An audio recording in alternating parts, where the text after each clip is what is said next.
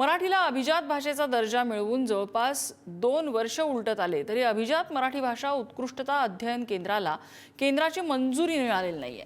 राज्य सरकारच्या मराठी भाषा विभागाने सप्टेंबर 2025 मध्ये केंद्रीय शिक्षण मंत्रालयाकडे याचा प्रस्ताव सादर करून 2 वेळा शिष्टमंडळाने भेट देऊन पाठपुरावा केला।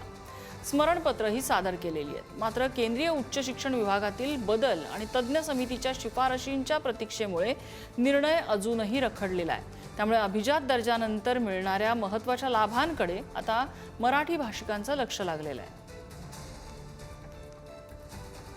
त्या अभिजात भाषा झाला त्याचा आम्ही फॉर्मॅट बघितला, किती वर्षानंतर पैसे मिळतात। याच्यामध्ये फक्त संस्कृत विद्यापीठाला पैसे मिळाले, कालिदास विद्यापीठाला, रामटेकच्या, पण बाकी ठिकाणी 2 कोटी 4 कोटी 5 कोटी 6 कोटी 4 5 वर्षांनी मिळायला सुरुवात झाली।